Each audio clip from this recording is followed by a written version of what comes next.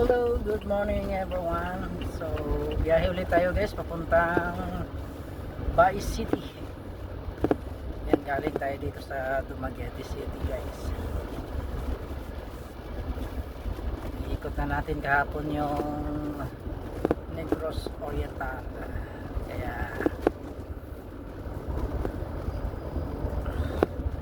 balik na tayo, back to office na tayo guys. Back to base.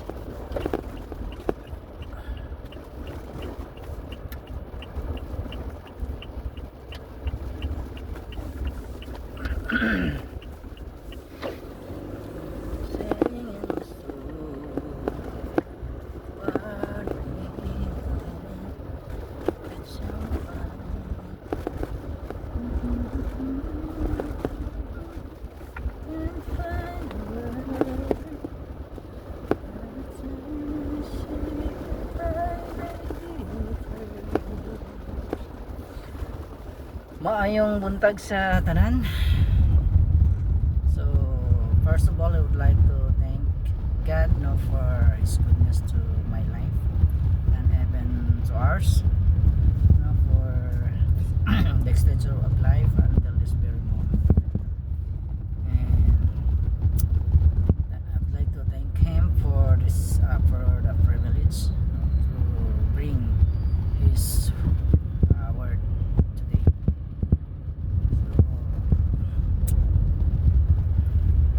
I know na I'm not an expert, I'm not a pastor, but I really thank you for this opportunity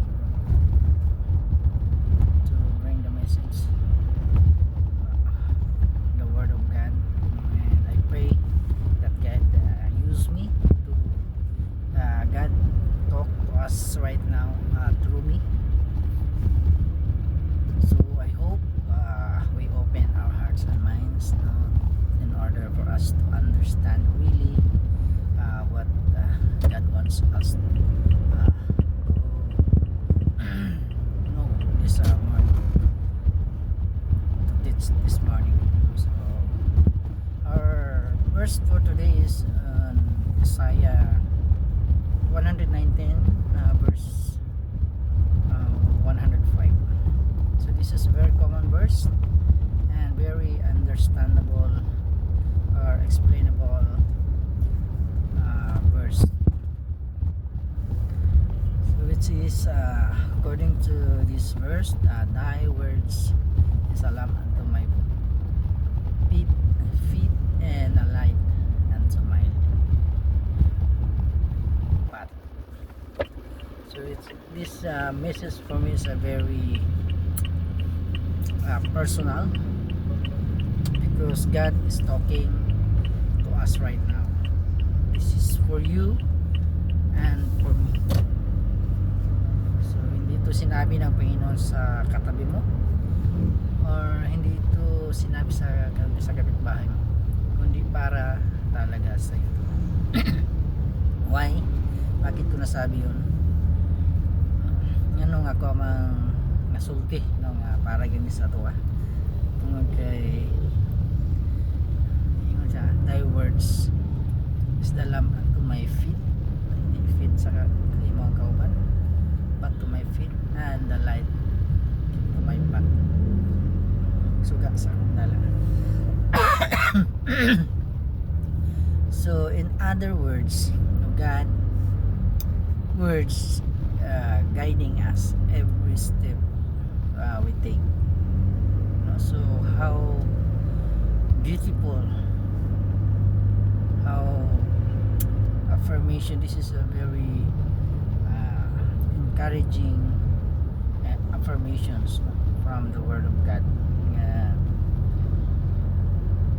If we live,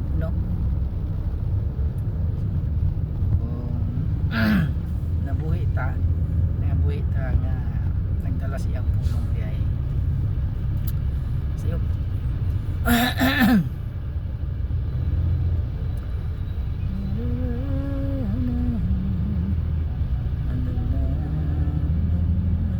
sorry sama na ko Lord, guide me Lord, teach me Lord how to explain your word from Isaiah 119 verses 105. So I know nga tananta nakasuway, nakaagi o mga confusion sa kinabuhi sa atong pamilya, daghan kayo ng mga nagian nga mga challenges, mga pagsulay, mga problema, kahadlok, suko, no? Pero nasayod ba mo nga kanang tanan kayang tumagon sa Biblia? Halimbawa, moingon ka nga nahadlok ko or na-confuse ko or nalibog ko, so basaha Philippians 4 5 to 6 to 7. Kaya dingon siya diha nga pray instead of panic. Naingon niya. So ito magkabalaka kay if we believe that all the words from the Bible is true, so we do not have to be worried. Wala tayo dapat kabalaka. Kaya nga naman ito makakang tinuod ang nasa Bible, isulat sa Bible. So if we believe that Bible is the truth, the light, and the way, because the Bible is pulong na sa Ginoo. So ingon man si Kristo nga, I am the way, the truth, and the life. So same as the Bible. Kaya man ang kwan. So ang Bible mo na to ang the way, the truth, ang kamatuoran ng kinabuhi. So muna nga, if we want to know the truth, you know, you have to read the Bible. O mayroon ka nga mayroon to nga gana ngit-ngit ng imuhang kuan, imuhang kinabuhi karon, basaha ang Bible. Kaya ang ingon ang Biblia nga ang Bible mao ang kahayag. Nabalaka ka, ingon di ang Bible nga ayaw ka balaka, kay naa ako diha ang guban kanimo, dili ta ka pasagdan. So tanan dahil na itong mga pangutana karon is nasa Bible lang tubag. Kung sa may mga problema karon nga atong nagihan, ato ang na-experiencehan, ayaw ilum-lum diha, basaha ang Bible, ayaw ang luod matingala lang ka na yung pantaw nga tingala lang ka imuhang mansino di mamansin kung kinada ko sa problema nga itong siyang problema nadamay ka, hindi ka nayatinggan, hindi siya magpa-disturbo. Pero ibalo ba mo nga naka sa problema mo na ang pinaka weakest link, no, sa usa ka tawo, no? So dihang panahon na dali rata kayong matintal, labi nagnata sa problema. Problema ka sa pamilya, mga asawa, ang bayi ka, malaki ka, problema ka sa kwarta, munang mangawat na ka, yun makasagastuhan, naghag kuan ay mga emergency. So weakest link na to ng mga butanga. So problema ka sa trabaho, mo na maghimo kag binuang, problema ka sa sweldo, problema ka sa mga kauban, mag-resign na ka kay nagtuo ta nga ang atong gibuhat, nga ang atong pagbuhat to ay mo resign ta, maundang ta, surrender ta, maghimo tag daotan is the answer, no, sa imong problema. Pero dili dai nga naman, imbes nga usaray imong problema nahimong duha, di lang kay duha, nahimo pang daghan, no, so nga na siya. So muna nga well, nagbasa ko ano nga verse, nag-study ko ano nga verse, I realize nga ni po ko na balaka, fall into sin, magkamali, masayo tungod kay mauday ni nga weakest link dahil nato niya mga pagsulay sa atong kinabuhi. Una nga kung dili ka wala kulang ka sa pagkaon sa halimbawa spiritual dryness na ka, kulang ta sa pagkaon sa pulong sa Ginoo mo nang makahimo gyud ta og binuang o kay wala naman ano sahay maluya ta mayo ka sige matugsin ba pero daghan na may nung kay problema nga naagian gato ba sagdan man ko sa Ginoo yan na yun kasagaran natong kuan mahuna-hunaan nilang nagalagad daw niya naghangay pag problema gyapon nga gato ba tungod di ay kay maunay panahon nga sakyan ni Satanas kay si Satanas ningon da ang Bible nga like a roaring lion that waiting looking for the thing to be devoured. Nagkulat lang siya muna nga pag nakita niya nga problema ko sa katao na yung hunghong ni mo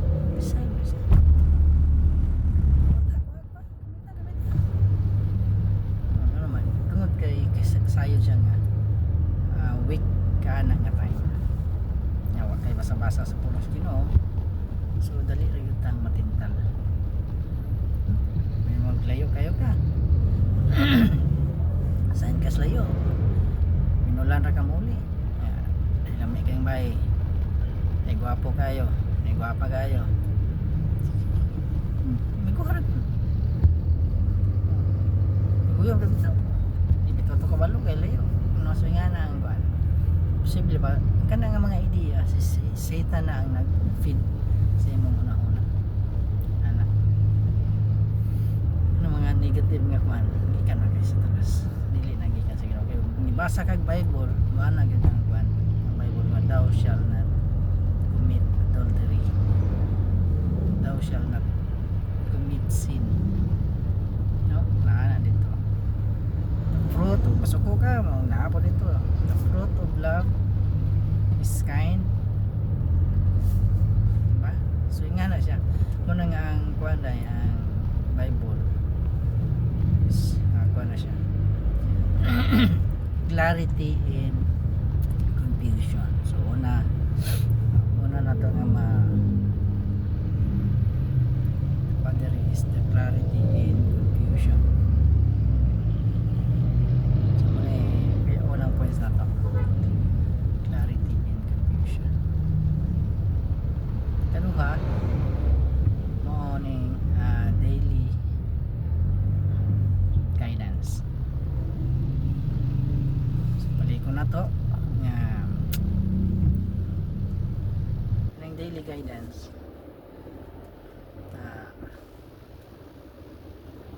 dili ingon nga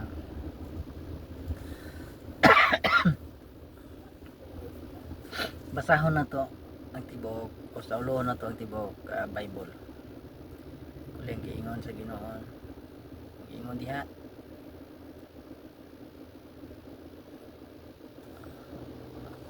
nga atong basahon sa hinay-hinay o bingin malay even daily lang nga kuan Bible reading nimo pila lang ka verse adlaw-adlaw kay balo ba ka ang pagbasa sa Bible kada adlaw is naka-build ka og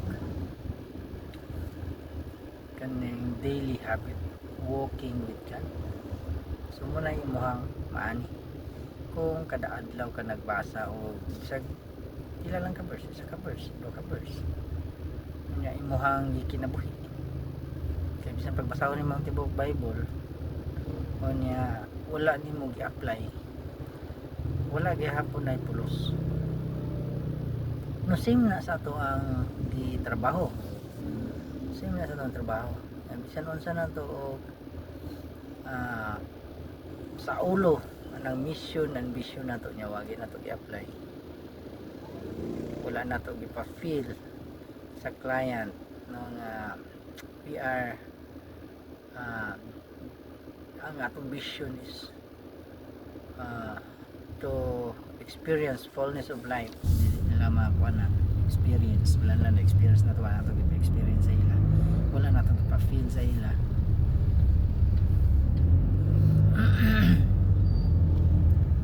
So wala gyapon nonsense gyapon.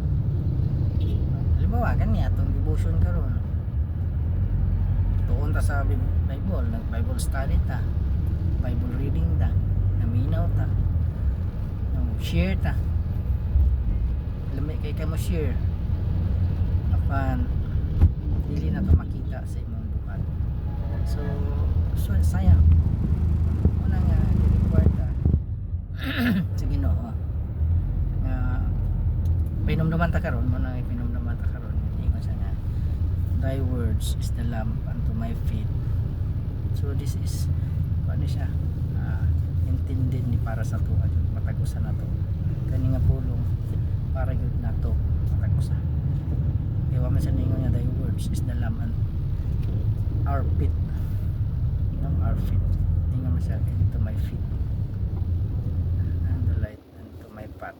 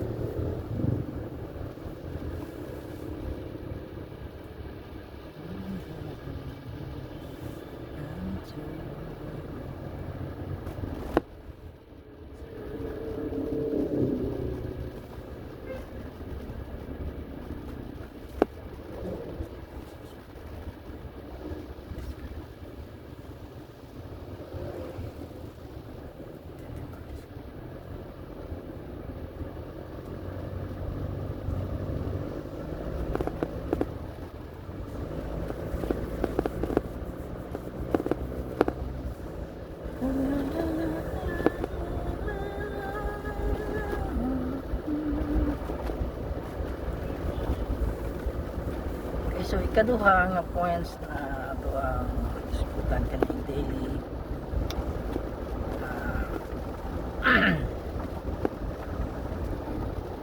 guidance. Ano ingon siya, suga is the light unto my feet and the light unto my path. So ba't usabot sampulan niya, nag-example mo na ni ka ng flashlight yan. Ang flashlight iwag na mo sa orang lampara nga sugat, kita yun mo pa next step nimo. So the same as pulong sa Ginoo, makita nimo asa ka mo ikaw tumukon man na may tunog na may tae kuron sa diha nga pwede nimo matamakan walay suga, pero kung may suga imo to kaya masunod kayo kay every step is guided by God. Hindi lang kay ang asa ka niya ang suga pwede mo itaas nimo, kita nimo ang unahan gamay, kita nimo asa ka mo agi no, dire kay lapok dito sa unahan, dire ate ko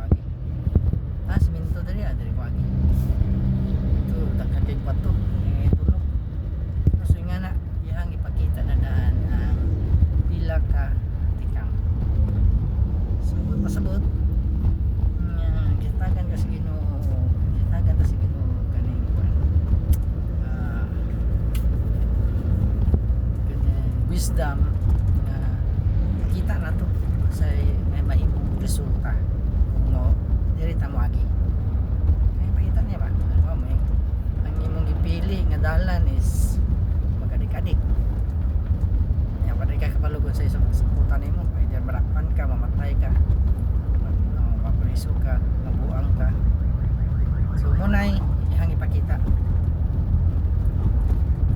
Ang wala na to namalaan, ang trust nga giingon is kanusa. Kanusa ka mabuang. Nakita na to nga muna ito padulan. Pero ang pangutana kanusa. Para karon sa atong trabaho. Nagunahuna ka nga mag-prod, mangawat. Ang ibalo ka nga masakpan ka. Ang ibalo ka nga masakpan ka, tangtang yun ka. Bayad pa ka. Kulawan pa ka. No? So nga na, munay consequences nga ito ang ibalo to sa consequences. Ang wala na to na hibawan. Kanusa ka madakpan. Kung sa'yo mahitabo sa imuha madakpan ka ano sa'yo madakpan mura na so man yung mga wala na to pero kabalo tago sa pero nga ito na that wisdom pero kanang trust nga giingon kanang trust wala ta kabalo kanusa para na to kahit baluta nga ang tao mamatay yun